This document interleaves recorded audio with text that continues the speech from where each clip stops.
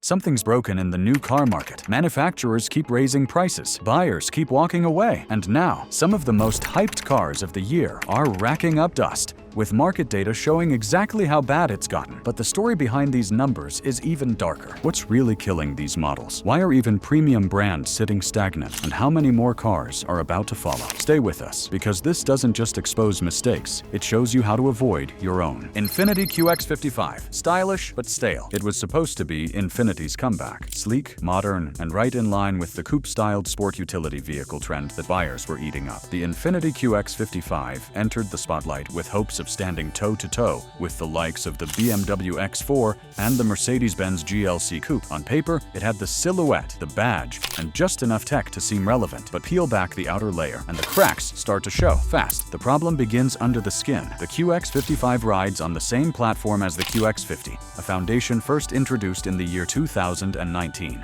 In today's rapidly evolving auto market that makes it feel ancient, while other brands are pushing fresh architecture, cutting-edge drivetrains, and advanced driver assistance systems, the QX55 is recycling bones that no longer hold weight. Buyers notice, especially when those same buyers are cross-shopping it against newer, more dynamic offerings from Europe and South Korea. Under the hood, things don't improve much. Infiniti's 2.0-liter variable compression turbocharged engine might sound innovative, but reviewers and real-world drivers alike have reported inconsistent throttle response and less than impressive fuel efficiency. At a time when every dollar at the pump counts, a luxury compact utility vehicle that fails to deliver both smooth power and strong mileage loses its edge quickly. The average transaction price for the QX55 sits around $53,947. That might seem like a discount when compared to German rivals, but perception is everything. Buyers know that spending just a few thousand more gets them not only better resale value, but also a more rewarding driving experience. And with Infiniti's brand image still recovering from years of weak reliability reports and stagnant design choices, hesitation is high. On dealer lots, the story grows more telling. The QX55 is now facing a market day supply of approximately 188 days, well beyond industry comfort levels. That means vehicles are sitting, waiting, and not turning over. For automakers, that's more than a red flag. It's a direct hit to confidence, profit, and momentum. So what happens when a luxury nameplate fades into the background? Buyers move on, and just as Infiniti was trying to revive its legacy, Ford was preparing to rewrite theirs entirely, with electric torque, digital dashboards, and a name that once defined American trucks. What followed was supposed to be revolutionary. Instead, it became a cautionary tale. If you're finding this eye-opening, don't forget to hit that subscribe button. We're diving deeper into the cars you need to avoid and what's happening behind the scenes of the auto industry. Ford F-150. Lightning. EV high fees. Low confidence. It launched with the weight of a legacy brand behind it. This was no startup experiment. It was the most iconic truck in America, now electrified. Ford didn't just want to join the electric revolution, they wanted to lead it. Headlines were bold, expectations were high, but once the hype settled, reality painted a different picture. Let's start with the price. The Lightning comes in at an average of $70,939. That's a massive leap over traditional internal combustion engine versions of the F-150. For buyers, the sticker shock was real, especially when the design remained largely unchanged from its gas counterpart. Sure, it had a frunk and a battery pack, but the core look and feel didn't scream next generation. It whispered, almost. And at those prices, almost doesn't cut it. Potential owners began asking themselves what they were truly getting. For that amount of money, they could pivot toward competitors like the Tesla Cybertruck or the Rivian R1T, trucks that at least looked like they belonged in the future. The Lightning, by contrast, looked and felt like yesterday's truck with a green badge.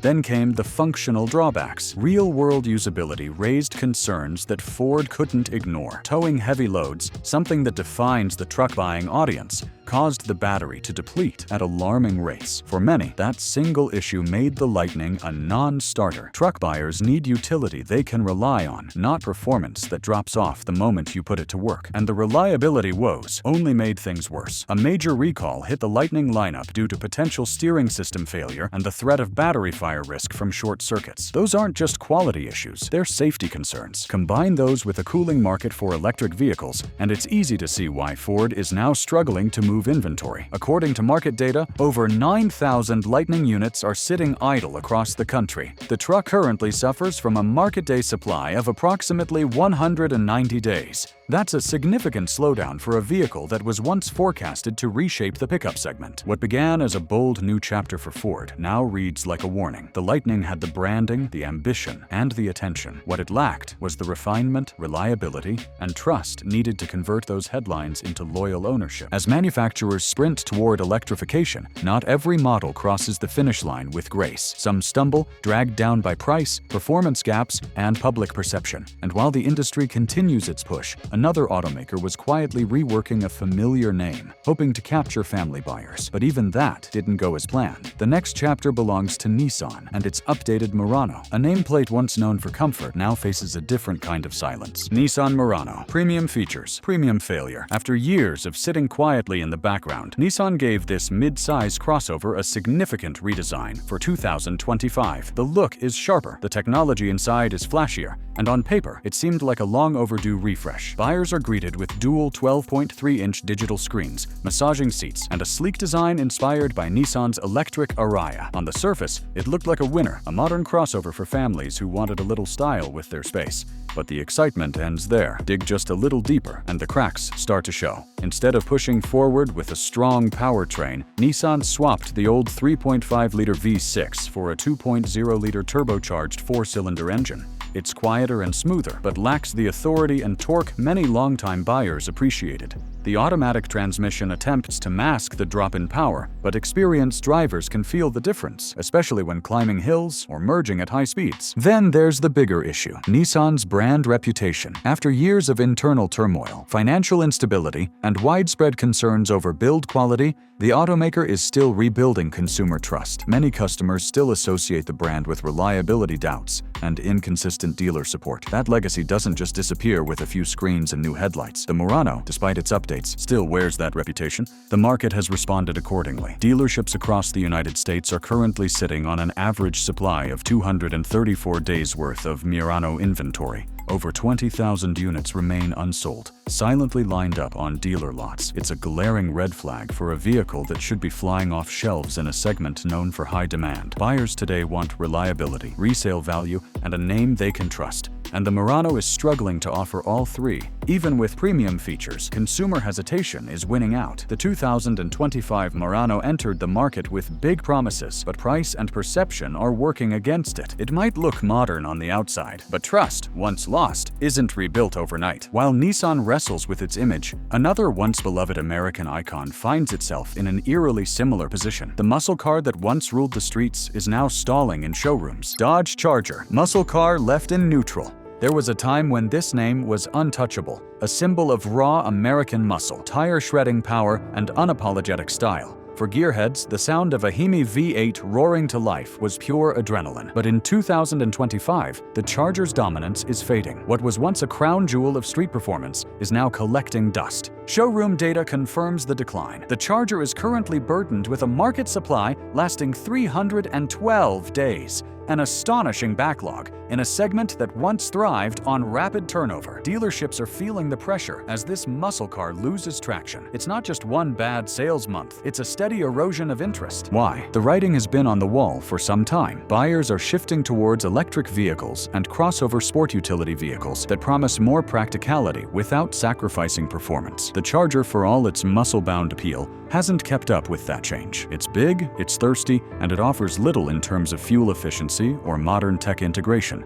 Even Dodge fans are beginning to reconsider. V8 nostalgia doesn't pay the fuel bill. In a world where electric vehicles offer instant torque and lower long-term costs, the Charger feels increasingly like a relic. Add to that the uncertainty around the model's future, with many expecting it to transition to full electrification soon, and buyers are simply hesitating. No one wants to spend $40,000 or $50,000 on a vehicle that might be discontinued or lose value overnight. Then there's perception. The Charger, once admired, is often associated with aggressive driving, high insurance premiums, and urban decay. That reputation doesn't help its resale value or appeal to a broader audience. Even with aggressive marketing and occasional limited edition trims, interest continues to dip. The decline isn't anecdotal. Motor Biscuit and finance publications alike have flagged the Charger as one of the slowest selling cars on the market. Consumers aren't just looking elsewhere, they're actively avoiding a car that once inspired devotion. For Dodge dealers, the problem isn't convincing someone to love the Charger. charger, it's convincing them to buy one in a time of transition. As the charger idles, luxury sedans are faring no better. Some of the most storied names in premium comfort and performance are now struggling to stay relevant in a market chasing innovation and value. Cadillac CT4, compact luxury, left in the dust. Entry-level luxury was supposed to be the promise. Drivers walked into dealerships expecting refined style, badge prestige, and a compact sedan that could stack up to Lexus, Genesis, or Infiniti at a lower price. Instead, they discovered a model stuck in neutral, more than 2,000 units on the lots gathering dust, and a 201-day supply that signals serious trouble. This isn't just a dip in sales, it's a fading relevance in a market that demands fresh innovation and real value. Imagine stepping into a finely tailored suit,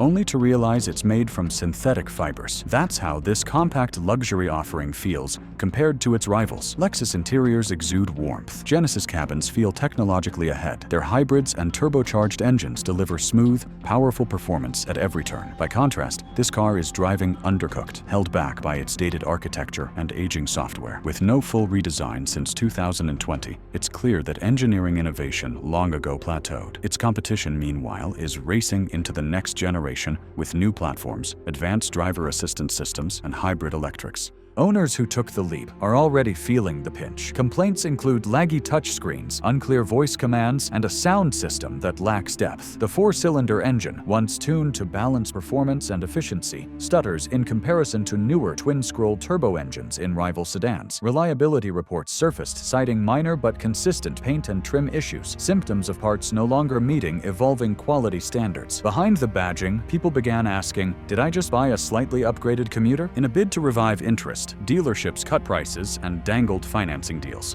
Yet sliding under $50,000 didn't spark demand. If anything, it highlighted the mismatch between badge and content. Incentives reminded buyers there was something wrong. Dealers who expected quick turnarounds on gently used models ended up stacking vehicles as too good to be true deals went unclaimed. The lesson is clear. Badge recognition can build anticipation, but maintaining momentum requires continuous renewal. This model shows how quickly momentum reverses when brands stop betting on design and engineering. It's a misstep classic in mid-tier luxury. More people know of the name, fewer want to experience it. Now shift focus from stalled gasoline luxury to stagnant electrification, because the next example reveals how even electric soul can't compensate for broken trust. Volkswagen ID4, electric with no invitation. It debuted as a bold statement, a sleek, all-electric compact SUV meant to lead a legacy brand into tomorrow.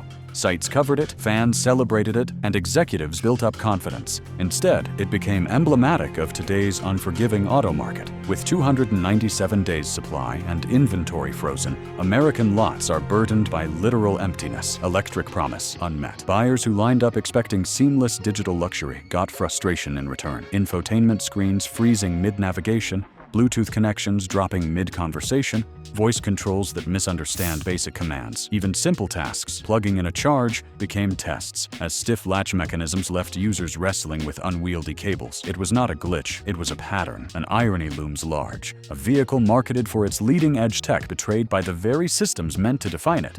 Market data tells the rest. Pricing across models ranges from $40,000 to over $50,000. That's a stretch for mainstream buyers, especially without the polish of software that works flawlessly.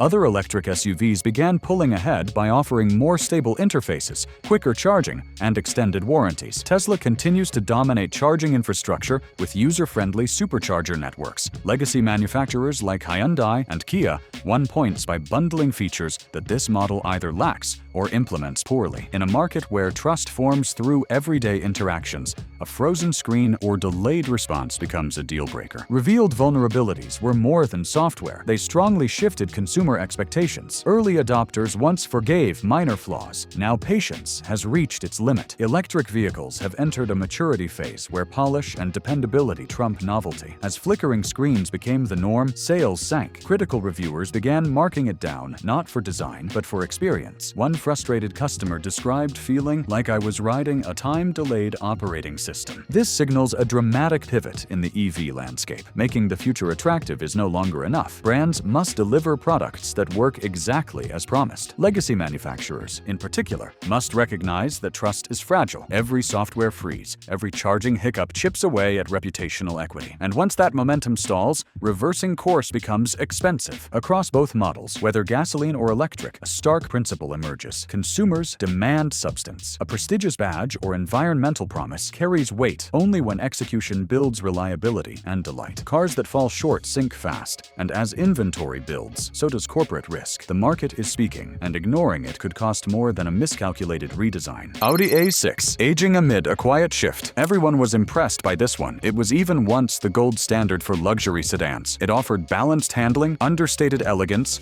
and just enough tech to feel advanced without being overwhelming. For many prestige buyers, it was the safe choice. Refined, quiet, and comfortable. Yet in 2025, safety isn't selling. The A6 is sitting on dealer lots far longer than expected, with a market day supply of 368. That's not a small delay, that's a warning flare. While the A6 still delivers a comfortable ride and decent performance, buyers today want more than comfort. Rivals like the BMW 5 Series, Genesis G80, and Mercedes E-Class have introduced sharper designs, better infotainment, and more hybrid options. Meanwhile, the A6 still runs on aging platform code, which hasn't seen a major refresh since its debut. The price tag isn't helping either. With a typical selling price near $67,500, buyers expect innovation, not just quiet comfort. Instead, what they get is a sedan falling behind the curve. Depreciation is another red flag, dropping nearly 47% over 5 years, leaving owners with just over $33,000 in residual value.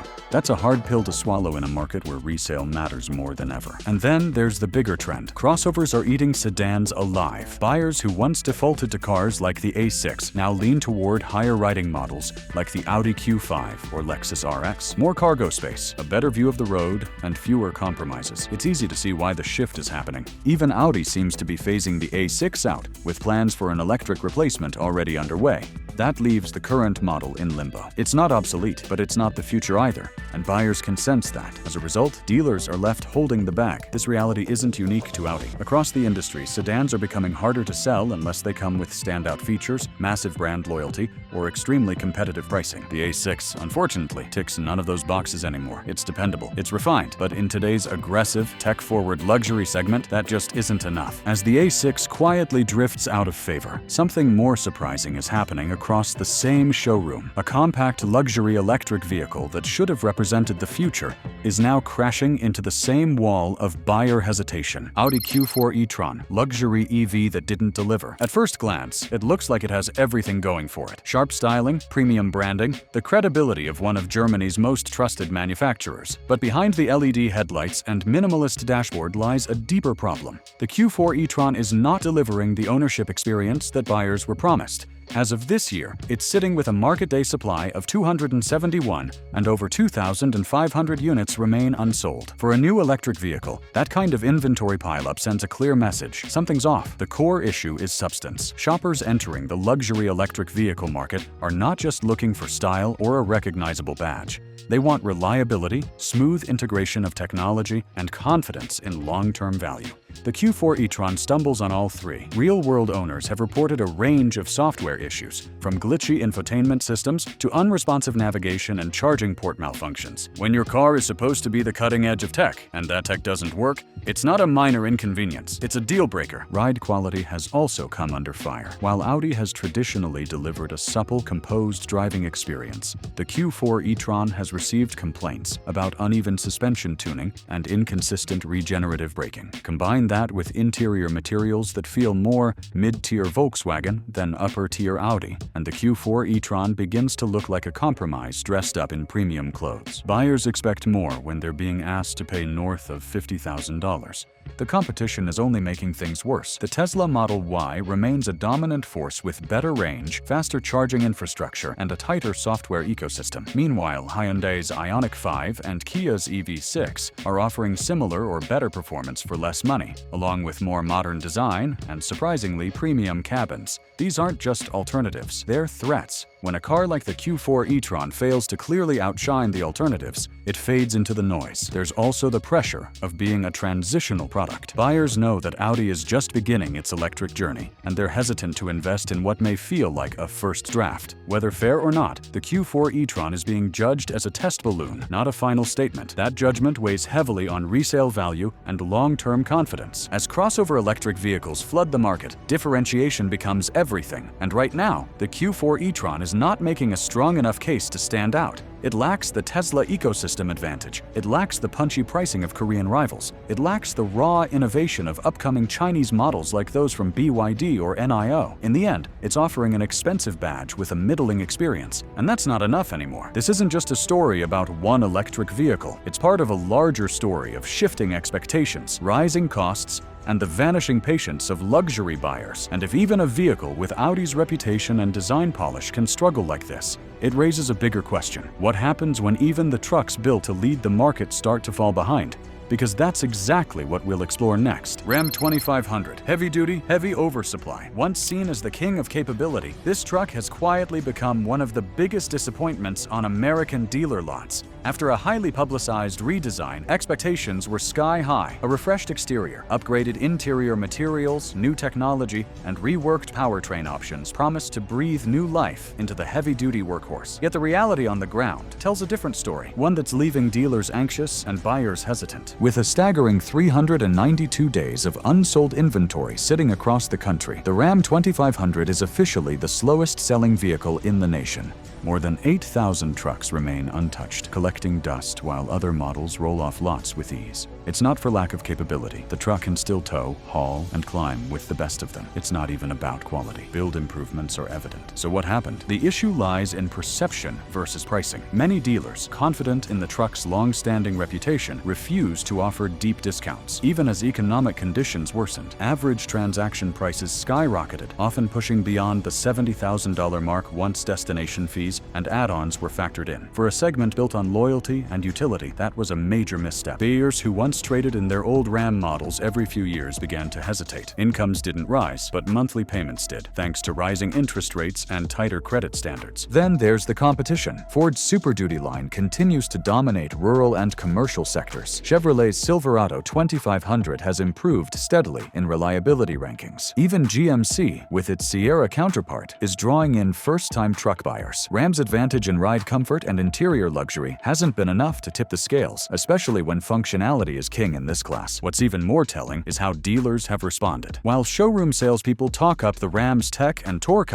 behind closed doors, incentives are quietly increasing. Cashback offers, loyalty bonuses, and long-term zero-interest financing options are being dangled in front of reluctant buyers. These weren't necessary before. Now, they're standard. What this signals is a deeper problem. When price and performance no longer move the needle, you're left with a product that can't justify its place. The Ram 2500 may still look the part, but it's being left behind by a market that's shifting faster than Stellantis expected. And here's the kicker. If a legendary name like Ram can fall this far out of favor, what does that mean for the rest of the industry? Let's know your thoughts in the comments. Thanks for watching, and I will see you there.